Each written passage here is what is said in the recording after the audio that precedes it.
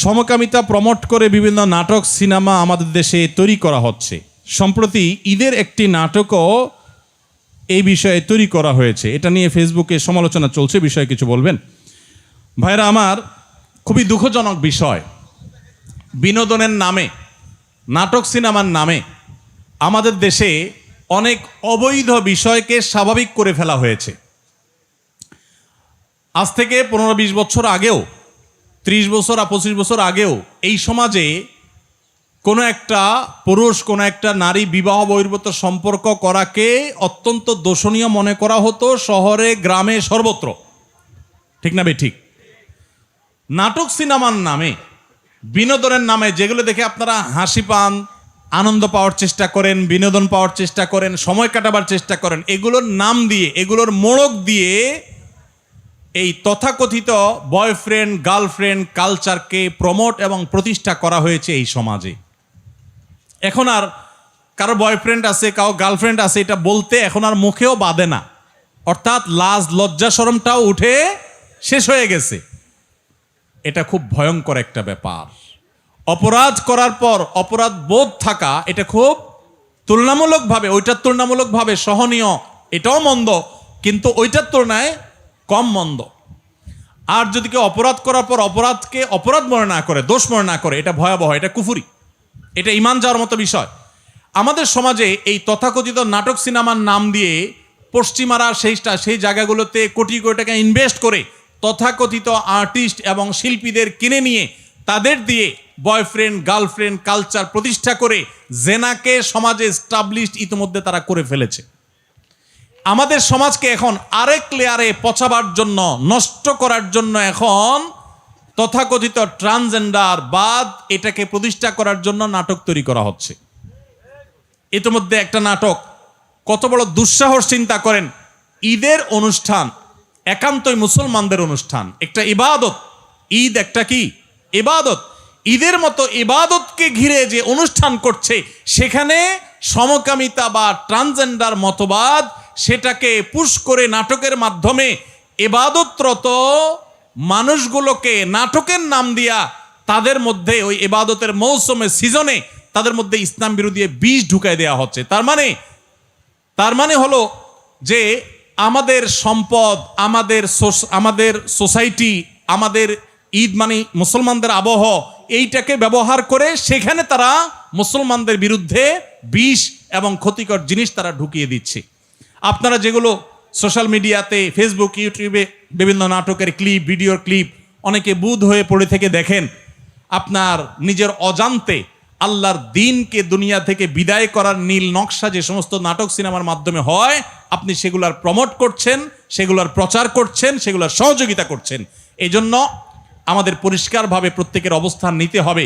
যেই সমস্ত কোম্পানি, যেই সমস্ত আপনার ব্যবসা প্রতিষ্ঠান এই সমস্ত ট্রান্সজেন্ডার মতবাদ, এই সমস্ত সমকামিতা, যেটা আমাদের রাষ্ট্রের আইনেও 2 বছর কারাদণ্ড বলা আছে, এরকম একটা রাষ্ট্রের আইন বিরোধী এবং বাংলাদেশের হিন্দু, মুসলিম, খ্রিস্টান, বৌদ্ধ সকল ধর্মের মানুষের সর্বসম্মতিক্রমে সকল ধর্মমতে যেটা অন্যায়, অপরাধ এবং পাপের কাজ, রাষ্ট্রীয় আইনে যেটা অবৈধ, সেরকম একটা জিনিসকে যারা স্বাভাবিক করার চেষ্টা করছে, তারা হোক বিশ্ববিদ্যালয়, হোক তারা ব্যাংক, হোক তারা মোবাইল ব্যাংকিং কোম্পানি, হোক তারা অন্য কোনো প্রতিষ্ঠান, হোক তারা যেই কোনো প্রতিষ্ঠান, তাদেরকে বর্জন করা, বয়কট করা, উপযুক্ত শাস্তি নিশ্চিত করার চেষ্টা করা আমাদের প্রত্যেকটা মানুষের দায়িত্ব।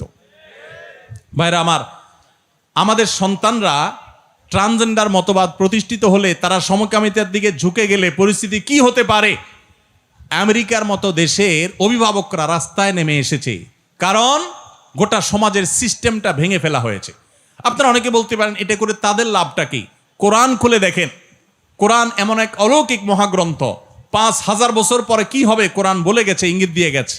আল্লাহ সুবহানাহু ওয়া তাআলা বলেছেন, ফালা ইউগাইয়িরুন্না খালকাল্লাহ, শয়তানের অন্যতম একটা কাজ হবে মানুষের সৃষ্টির মধ্যে পরিবর্তন সাধন করে সেখানে পুরো সিস্টেমটাকে আপনার ভেঙে চুরে একাকার করে দেওয়া। নারী পুরুষের কোনো ভেদাভেদ তারা রাখতে চায় না।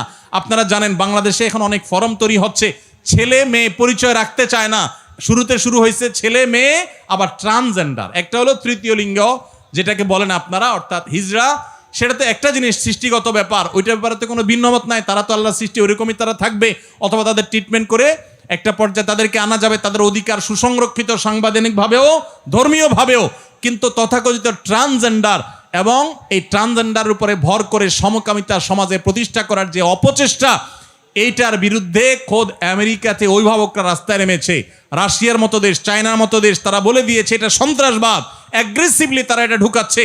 অনেক গার্মেন্টস প্রতিষ্ঠানকে, মালিকদেরকে বাধ্য করা হচ্ছে, আপনি সমকামিতাকে সমর্থন করেন কিনা, তাহলে আপনাকে ফান্ড দেয়া হবে, আর না হলে দেয়া হবে না। তারা নারী পুরুষের পরিচয়কে একাকার করে দিয়ে এখানে যে বিশৃঙ্খল পরিস্থিতি তৈরি করতে চায়, আল্লাহ বলেছেন এটা শয়তানের এজেন্ডা।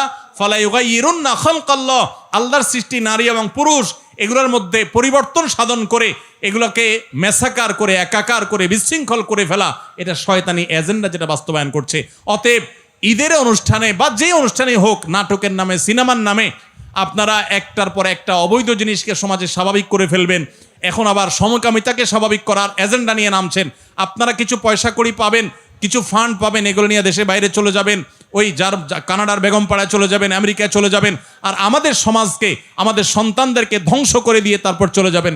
এটা কোনোদিনই এদেশে মানুষ সহ্য করবে না।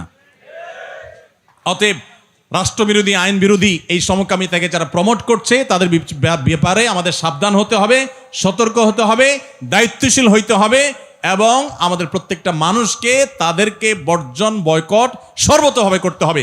শয়তান এসে বলবে আমি একা বয়কট করলে কি হবে, আপনি আপনার দায়িত্ব পালন করেন, কি হবে না হবে আপনার দেখার দরকার নেই। আপনি আল্লাহকে বলবেন, আল্লাহ আমি আমার চেষ্টাটুকু করছি। করা যাবে না ইনশাআল্লাহ? আল্লাহ আমাদেরকে তৌফিক দান করুন। চট্টগ্রামে একটা প্রচলিত কথা আছে, পীর না ধরলে নাকি বেহেশতে যাওয়া যাবে না, সরাসরি নাকি আল্লাহকে পাওয়া যায় না। কথাটা কতটুকু সত্য? এটা শুধু চিটাগাংয়ের কথা না বাজি, পুরো দেশে এইলা কথা মানুষ কয়। শুধু চিটাগাংয়ের কথা না, এটা সারা দেশেই মানুষ এরকম কথা বলে যে কারোর পীর না থাকলে সে জান্নাতে যাবে না, আর আল্লাহকে পাইতে হলে মাঝখানে ভায়া হিসাবে পীর লাগে। দেখুন, এটা একেবারে ভিত্তিহীন কথা। কোরআন হাদিসের কোনো কোথাও এর কোনো নাম নিশানা নাই। মনে রাখবেন, হিন্দুদের বা অন্য ধর্মাবলম্বীদের সাথে মুসলমানদের যেসব বিষয়ে পার্থক্য আছে, এই পার্থক্যগুলোর ভিতরে প্রধান পার্থক্য হলো তারা ঈশ্বরকে পাওয়ার জন্য বিভিন্ন দেবদেবীর আশ্রয় নেয়, তাই না? দেবদেবীর পুজো করে, তারা তাদের ঈশ্বরদের পাইয়ে দেয়, তাই না? ডাইরেক্ট না। তাদের জ্ঞানের জন্য তারা সরস্বতীকে পূজা করে, আরেকটার জন্য আরেকজনকে পূজা করে, দুর্গার একটার জন্য পূজা করে, এগুলো সব বিভিন্ন দেবদেবী পূজা করে তারা ঈশ্বরকে সন্তুষ্ট করতে চেষ্টা করে। মুসলমানদের মূল থিমটাই হলো ইয়াকা না'বুদু ওয়া ইয়াকা, তোমারই শুধু ইবাদত করি, কোনো দেবদেবীর না, কোনো ভায়ার না, কোনো মিডিয়ার না, কোনো মাধ্যমের না, কোনো পীরের না, সমস্ত ইবাদত শুধু কার? আর তোমার কাছেই শুধু সাহায্য চাই, এটাই তাওহীদ। আর এটার বিনিময়ে আল্লাহ জান্নাত দিবেন। এই জন্য কোনো মুসলমান, কোনো ভাই আমার, কোনো বোন আমার যেন শিরকে লিপ্ত না হন, ভাইরা আমার। হ্যাঁ, অবশ্যই পীর নাম দেন, অন্য কোনো নাম দেন আপনি, কোনো একজন আলিম, কোনো একজন মুত্তাকি, পরহেজগার বা একাধিক কোনো ভালো মানুষ, তার সান্নিধ্যে আপনি থাকলেন ভালো হওয়ার জন্য, তার কাছ থেকে গাইডলাইন গ্রহণ করলেন, কোরআন হাদিসের আলোকে যদি তিনি বলেন তাহলে সেগুলো নিলেন, এটা তার কাছ থেকে ভালো কিছু গ্রহণ করবার জন্য করলেন, এগুলো জায়েজ আছে। বরং শুধু জায়েজ না, এগুলো বরং করা কাম্য। আল্লাহ বলেছেন ইয়া আইয়ুহাল্লাযীনা আমানুত্তাকুল্লাহ ওয়া কুনু মা'আস সাদিকিন, হে ঈমানদারগণ তাকওয়া অবলম্বন করো এবং সত্যবাদীদের সাথে থাকো।